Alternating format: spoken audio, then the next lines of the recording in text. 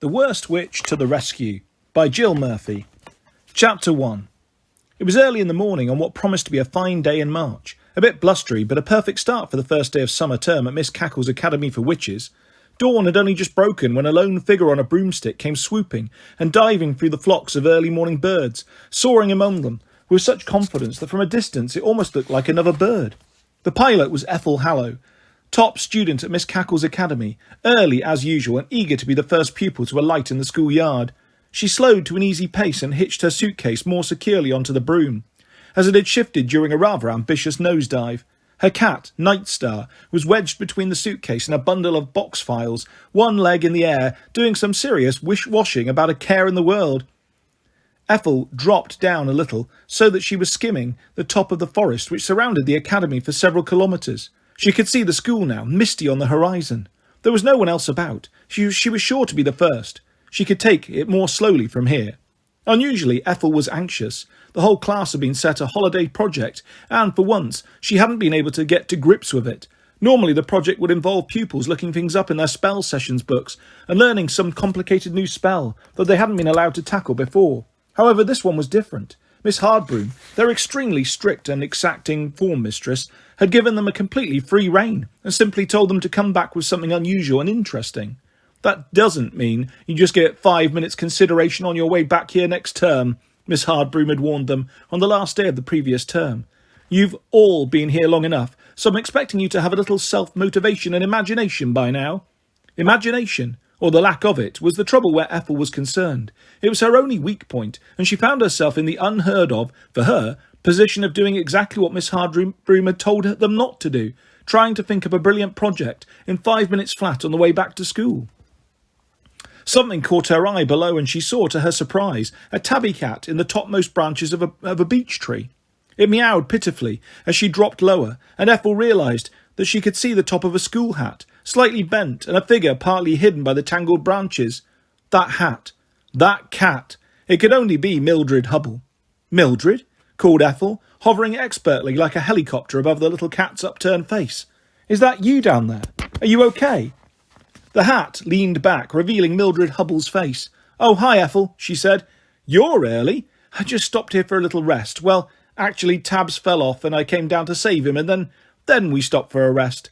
He's done quite well so far, considering how scared he is of flying. It's so difficult now that we have to keep them on the brooms all the time. Flying was so much easier when we could just bung them in their baskets. Easier for you mean, said Ethel, hovering down through the branches until she found a space next to Mildred. Nightstar was just born to fly. She was brilliant from day one. Mumbled Mildred. Yes, well, you've always been the lucky one, Ethel. It wasn't my fault I was given Tabby, though he's got a lovely nature, and he's the perfect pet, even if he can't do anything else. Ethel arranged her broom and luggage carefully behind a cluster of branches, which grew from the trunk like a giant upturned hand. Budge up, she said, sitting down next to Mildred. What's that in your cat basket? She asked, peering inside the basket, where there was definitely something lurking at the far end. Oh, nothing, said Mildred brightly. Just some bits and pieces I couldn't fit into my suitcase. The cat basket was empty for the flight, so I thought I'd use it for extra stuff. You know, how did you get on with the holiday project, by the way? She added, swiftly changing the subject. Ah, yes, said Ethel. The holiday project. Well, it was quite a challenge, wasn't it? How did you get on? A shy smile spread over Mildred's face. Quite well, as a matter of fact, she replied. I had a really good idea. In fact, it was the best idea I've ever had in my whole life. Then I looked up all the relevant bits in an ancient spell book in our local library. It's an amazing old book, tiny print. You actually need a magnifying glass, and hardly any pictures, so it's a bit boring, but it's got everything in it. Anyway, I've got it all written down, so for once, I can't wait to get to school and show everyone. Makes a change, eh? What exactly is the spell? Asked Ethel casually.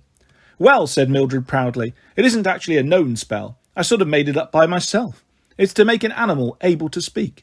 Not like when a human turns into an animal, because when that happens, the human sort of becomes the animal and can talk as the animal would. No, this is to make a small animal under 25 centimetres square able to have a conversation with a person. The animal has to be a maximum size because you have to make an exact formula for a particular body area, which means that it has to be correct down to the last detail.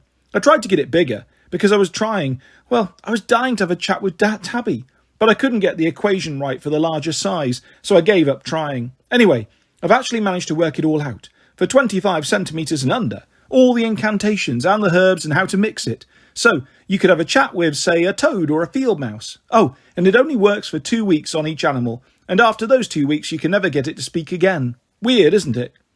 How do you know it only lasts for 2 weeks? Asked Ethel, intrigued. I mean, if you invented the spell, how do you know? Mildred smiled. Well, actually, I have tried it, she said. I tried it on a shrew, and a young hedgehog, and a newt, who all fitted the size criterion. I don't know why I'm telling you all this, Ethel. I expect your project is a zillion times more interesting. Ethel did her best to look admiring and pleased for Mildred. Gosh, Mildred, she infused, you really have come up with a winner there. My idea's nothing compared with that. What did the shrew and the hedgehog say? Not much, actually, said Mildred. The hedgehog was quite quiet and shy, just asked if it could have a saucer of water and be directed to the nearest slug-infested flower bed. But the shrew was really quite nasty, very bad-tempered and complaining about everything. I was glad when the 2 weeks were up and it suddenly went back to squeaking. I noticed that both of them stopped being able to talk bang on 14 days at noon, and that, however hard I tried, I couldn't get them speaking again. So I used the formula on a newt and it worked, though newts aren't very chatty either, just for 2 weeks again. So it's been properly tested. I've written it all up and put it in this special folder. Look, 15 pages. HB won't believe it until she sees how well it works. She held up a neat blue folder. Mildred suddenly felt slightly uneasy, sitting there in a tree with Ethel, having what appeared to be a normal, pleasant conversation. Up until this point, the two girls had never had any conversation longer than 2 minutes without an argument developing. Come on then, she said, putting the folder back into her school bag and beginning to gather her things together. We'd better set off, or we'll be late after our early start. Thanks for listening, Ethel. I must admit I'm quite proud of myself for once. And with very good reason, Ethel said, smiling. It's an excellent idea. I wish I'd thought of it myself. As they pulled themselves up on the branches, gathering their cats and bags, Ethel lurched sideways, knocking Mildred's overstuffed school bag. It was still unfastened, and everything went tumbling down through the branches in a cascade of pages and folders. At the same time, her pencil tin flipped open, and her 20 brand-new sharp-pointed coloured pencils clanked down the tree, bouncing through the twigs and buds. "Oh, no!" exclaimed Mildred as Tabby scrabbled further up the tree, meowing with fright at the commotion. "Don't worry, Mildred," said Ethel. "You grab Tabby, and I'll pick everything up for you." Ethel climbed down the tree, painstakingly picking up all the paperwork and the pencils and carefully putting everything back into the bag. "I'm so sorry not to help," called Mildred. "I'm trying to keep hold of Tabby or he'll be off and I'll never find him up here. Have you got everything?" "Nearly everything," called Ethel, who was out of sight at the base of the tree. "How many coloured pencils were there?" 20, called Mildred. "Hang on," Ethel shouted. "They're scattered all over the place." For several minutes Mildred heard Ethel rustling about in the bushes. Then it went quiet. "Are you all right, Ethel?" she called, holding on tightly to the struggling Tabby. "Yep," called Ethel. "Got the very last one, the red one, coming right back up now." Ethel appeared through the branches with a bag across her shoulder, and Mildred could see that it was nicely full, with the precious blue folder slightly sticking out between books and exercise books. Ethel patted everything neatly down into the bag and fastened the straps.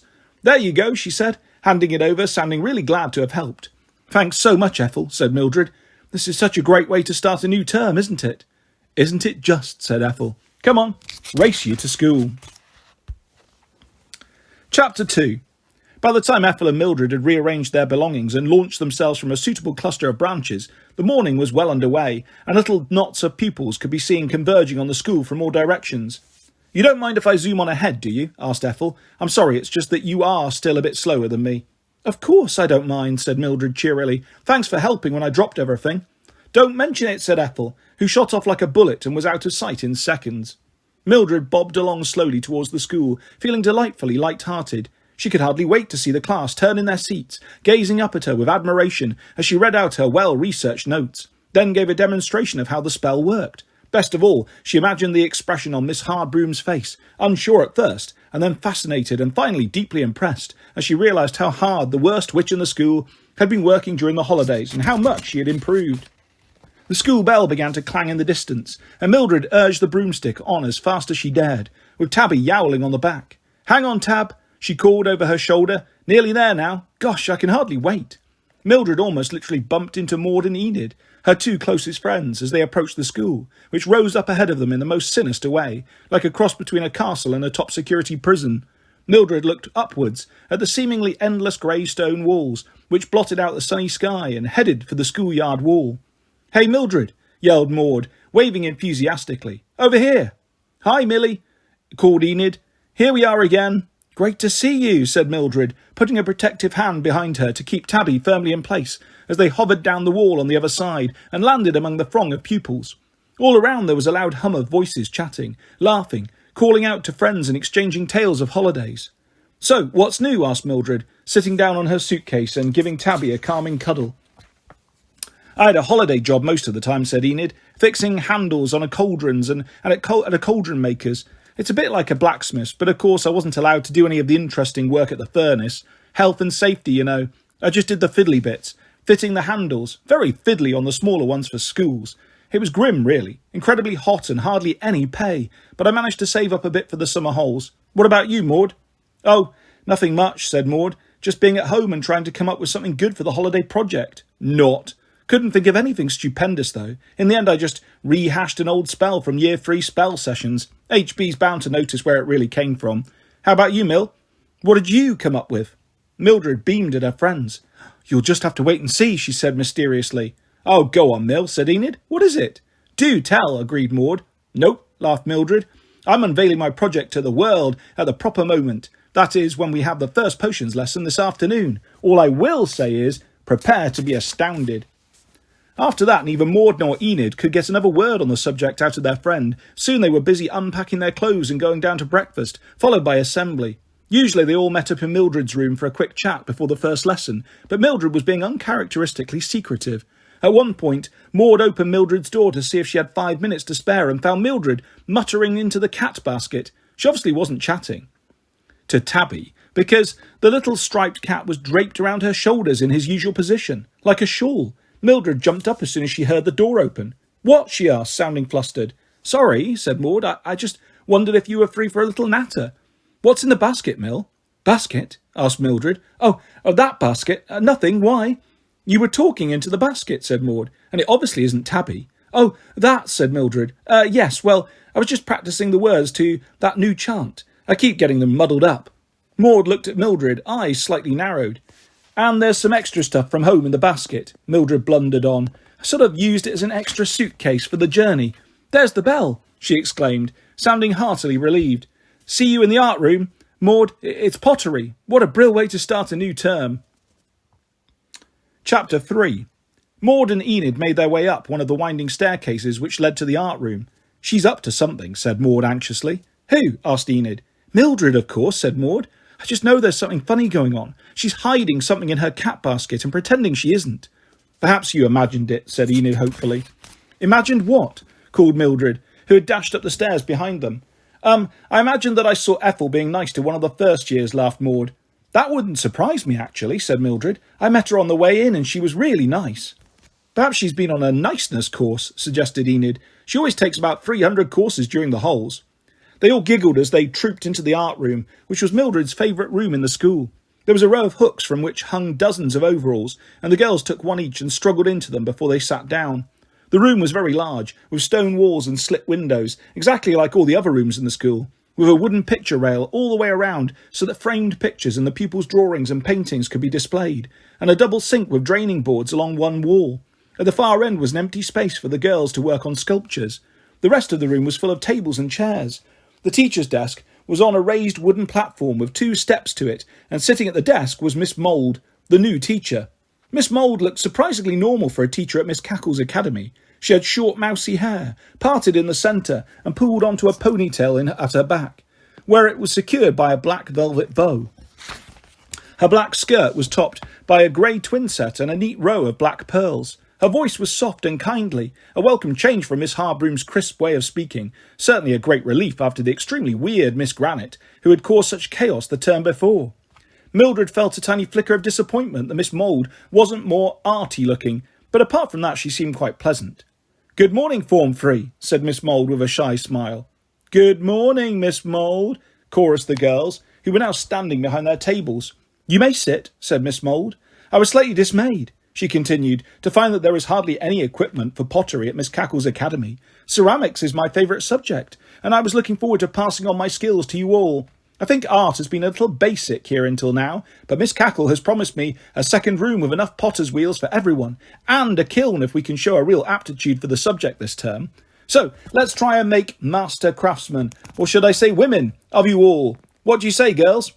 It was not the sort of school where anyone dared to shout, "Yes!" So Form 3 just smiled and mumbled in agreement. "Right," said Miss Mould with enthusiasm, heaving a huge sack of wet clay from behind the desk. "I want you all to take a lump of clay, enough to hold in both hands. Back to your desks, dig your fingers in and scoop it out. Don't be afraid of the clay, girls. Feel the squishiness of it. Get it under your nails. That's it, scoop it out, knead it, bring that clay to life. Become one with the clay." The girls exchanged amused glances at the flowery language as they formed a queue, and then each pulled themselves a dollop of clay which they took back to their tables. Meanwhile, Miss Mould had distributed bowls of water to each table so that they could keep their work damp to avoid the clay drying out. There was a wooden board, a set of sculpting tools, and a rolling pin, neatly laid out at each place. Miss Mould showed them how to make coil pots, which involved rolling out thin sausages of clay and stacking them on each other. They could then smooth the coils into each other to make a substantial pot. Mildred felt almost hysterical with hope about the way her new term was progressing. First of all, she had a superb project with which to amaze Miss Hardbroom that afternoon. Then there was Ethel being so friendly on the way to school. She hadn't once sneered about Tabby or about Mildred dropping her bag, and had even helped to pick everything up. Now there was a new teacher for a subject that Mildred enjoyed and was actually good at.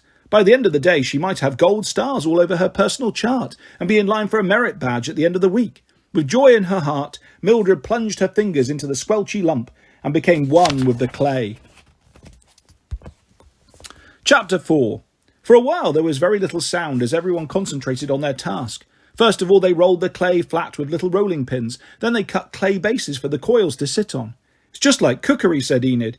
Next they set about making their rolls of clay. Mildred made hers especially thin and laid them out in neat rows, deliberately grading them in length so that she could narrow them on the way up the pot to make an interesting shape. Miss Mould wandered about among the tables, keeping an eye on proceedings. She stopped and looked over Mildred's shoulder. "What is your name?" she asked. "Mildred Hubble," replied Mildred nervously. "Have you done this before?" asked Miss Mould. "No, Miss Mould," said Mildred, "but I have made lots of things out of shoeboxes and cotton reels. I do like making things." Miss Mould wandered around the rest of the class, giving the odd word of encouragement and examining the girls' progress. After a while, she stepped back onto the platform and clapped her hands. "Listen a moment, girls," she said. "I'd like you all to go and take a look at Mildred Hubble's work. She seems to be a real natural at pottery, and you could all benefit from seeing how neatly she has arranged and graded her coils." Mildred blushed with delight, and Maud nudged her proudly under the table. "Unfortunately," continued Miss Mould, "some of you are positively unnatural when it comes to clay. That girl at the back, for instance. What is your name?" Ethel realised with horror that Miss Mould was gesturing in her direction. She glanced sideways, hoping it might be her friend Drusilla, who was sitting next to her. In fact, Drusilla couldn't believe it either and pointed at her own chest, mouthing, "Me?" "No, dear," said Miss Mould. "That girl next to you with the ponytail and the black hair ribbon. What is your name?" Ethel stood up, seething inwardly. "Ethel Hallow," she said clearly, with a defiant toss of her ponytail. "Ethel," said Miss Mould, "your coils look as if they'd been made by a 3-year-old. They're much too short and too fat. Your pot would be only 2 centimetres in diameter. If, in fact, you could get the coils to bend without cracking, perhaps Mildred could change places with the girl next to you and give you a hand. In fact, change places now, then the class can file past and see the 2 examples next to each other." Mildred and Drusilla changed places, carefully lifting their boards containing the rolls of clay and the remaining clay lump. Ethel was sending out an invisible, almost electric current of rage as Mildred took the place next to her and everyone began filing past. "Sorry, Ethel," mumbled Mildred, not wishing to ruin their good start. "Your coils aren't that bad. They're just a bit short." "Shut up, Mildred Hubble," snapped Ethel under her breath. "I don't need you to teach me anything." "Sorry," said Mildred in an even smaller voice. Form 3 settled down again and Mildred tried to forget Ethel, vibrating with rage next to her, as she began arranging the coils one by one on top of each other. Ethel suddenly leaned across. "Sorry, Mildred," she said, much to Mildred's surprise. "I didn't mean to bite your head off. Look, are these a bit better? I've tried to make them thinner like yours." Mildred gave a nervous smile. "They're much better," she said, grateful that Ethel had pulled herself together.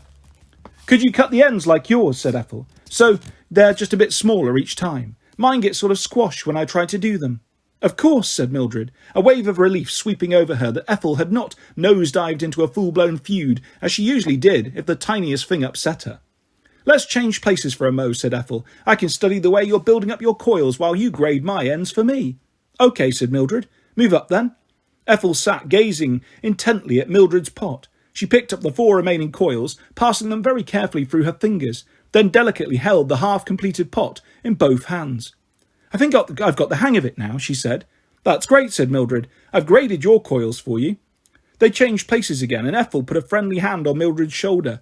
You really are good, Millie, she said. Your pot will make everyone sit up and take notice. Just you wait and see. Chapter 5. Miss Mould looked up from her desk. Whoever is making that noise, she said sharply, would you please stop it? The hum of conversation had dwindled to a standstill as the pupils had been concentrating in earnest. Now everyone looked around as they tuned in to the noise that Miss Mould had mentioned. She was right. There was a definite noise, which came in a burst every few seconds, then stopped abruptly. It sounded as if somebody had hidden a maraca from the school orchestra cupboard and was shaking it under a table. The noise stopped. Everyone strained their ears, but it didn't happen again. Thank you, said Miss Mould crisply. Mystified, the girls went back to their coils, all except Mildred, who felt distinctly uneasy as the strange rattling noise seemed to be coming directly from her table. She dropped her smoothing tool on purpose and bent down to pick it up, so that she could check beneath the table, but there was nothing there except a piece of ancient chewing gum. The noise started again, and this time it seemed to be directly above her.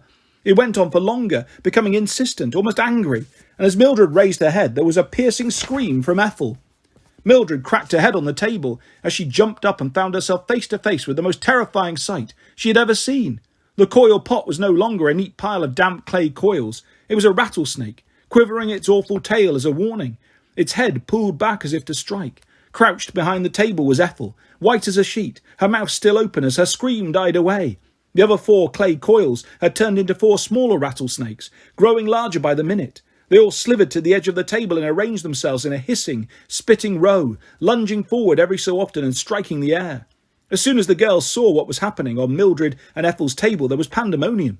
Quickly, girls, yelled Miss Mould, who could scarcely believe her eyes. Move! Everyone stampeded for the door, all except Ethel, who stopped as soon as she had 2 tables between herself and the ghastly sight of the writhing rattlesnakes. I think I can help, Miss Mould, she called across the room. I'm sure I can remember a spell to get rid of them.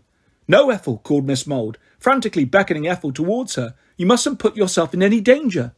I'll just try, Miss Mould, called Ethel. They can't be allowed to escape. Ethel turned and faced the snakes across the tables. She raised her arms high above her head to keep her hands as far away as possible, flexing her fingers towards them and murmuring a spell very softly in a pulsing tone. There was a zigzag flash, followed by a loud crack and smoke which smelled like gunpowder. As the smoke began to clear, the image of the snakes hung for a few seconds in the air and then disintegrated and vaporized so that nothing was left of them at all. At Ethel and Mildred's table, Ethel's clay coils were where she had left them, but Mildred's half-made pot and the remaining coils were blown apart in jagged lumps, with bits of clay spattered up the walls and all over Mildred's chair. Miss Mould stood gaping by the door. Most of the pupils were already in the corridor, but they all craned their necks around Miss Mould to see into the art room. Apart from Ethel, Mildred was the only other pupil still there, near the doorway. Ethel turned around with a beaming smile. Just as well I studied that one for fun during the holes, she said triumphantly. It's all right, Miss Mould. It was only a simple blasting spell called smithereens. They won't come back now. Miss Mould ushered Form 3 back into the room and gathered them together in the sculpture space while she examined the table to make sure it was safe. Mildred was shocked to the core. It was her pot that had done this, and she had absolutely no idea why. On cue, Miss Hardbroom was suddenly standing in the doorway. Oh, Miss Hardbroom, exclaimed Miss Mould. Thank goodness you're here. Mildred Hubbell's coil pot suddenly turned into a nest of snakes, and if Ethel hadn't been quick off the mark, I fear there would have been a very serious incident indeed. Miss Hardbroom fixed Mildred with her laser beam glare. Mildred Hubbell, she said, icily calm. Why is this no surprise to me? I was all Mildred could manage. It wasn't, I never... Stop wittering, Mildred, barked Miss Hardbroom. I suppose this is your idea of livening things up a bit, putting your classmates in mortal danger. What on earth were you thinking of? Thank goodness Ethel has such school spirit. It was extremely brave of you, Ethel, to take on, what were they, Miss Mould? 5 rattlesnakes, Miss Hardbroom, said Miss Mould faintly. 5 rattlesnakes, exclaimed Miss Harbroom. This is worse than I thought. Obviously pottery is a subject fraught with danger for everyone else, while you are in the class, Mildred. You'd better have extra lessons on classroom etiquette with me for the rest of term, or Miss Mould will find herself in charge of a zoo. Go to your room for the rest of the lesson, while I help to get this class back to some semblance of normality. Mildred stood transfixed, still shocked. Now, ordered Miss Harbroom. Mildred turned and barged past her classmates, catching a fleeting glimpse of the horrified faces of Maud and Enid as she raced away from all the commotion and out into the cool stone corridor. Chapter 6. Tabby, who was asleep on Mildred's pillow, was nearly flattened as Mildred hurled herself onto her narrow iron bedstead, sobbing as if her heart would break. Tabby had jumped out of the way onto the window-sill, but he soon realised that his mistress was upset and busied himself twining around her head, leaning against her, chirruping and purring, and eventually giving up and sitting squarely on her back, purring like a car engine. She had been so happy for once. Everything had got off to such a good start, and for the first time ever, a new teacher had singled her out as brilliant in front of everyone. She'd even praised her above Ethel. Ethel! Mildred raised herself up on her elbows, and Tabby slid down her back and rolled off onto the bed cover. It was Ethel, Tab, said Mildred, sitting up and knuckling her eyes. Ethel did it, when she asked to hold my pot and feel all the coils. She was casting a spell on them. I might have known Ethel wouldn't have truly been interested in anything I'd done. Oh, Tabby, it wasn't my fault. Miss Mould liked my work better, and now everyone thinks it was me who conjured up those awful snakes. Mildred took off her overall, got into the bed, and pulled the covers right up to her eyes.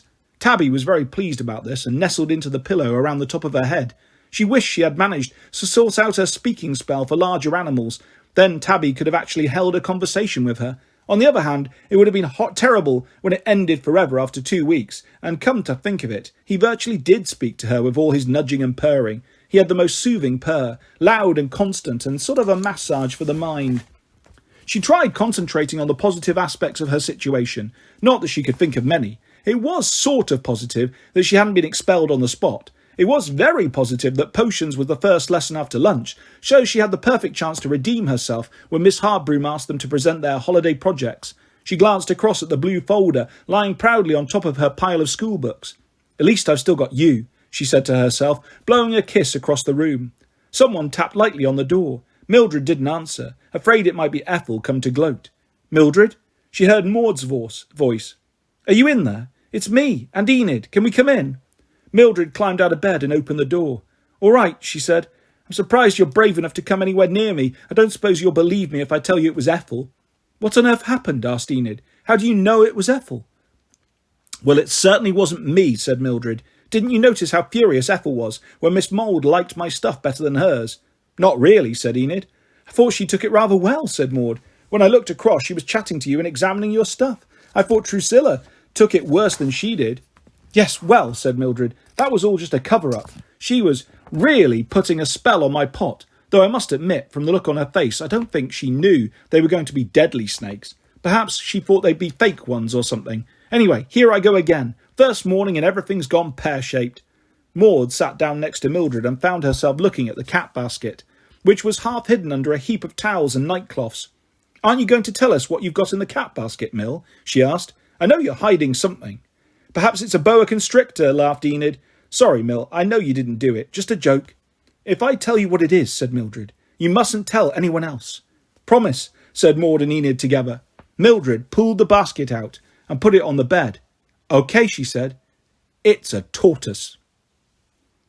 And that is where we will leave part 1 of The Worst Witch to the Rescue by Jill Murphy. I'll be back soon with the next part of this fantastic story and many more stories and videos coming your way. If you'd like to subscribe or hit a like, that's always appreciated. Thanks for listening, guys. Take care. Bye-bye.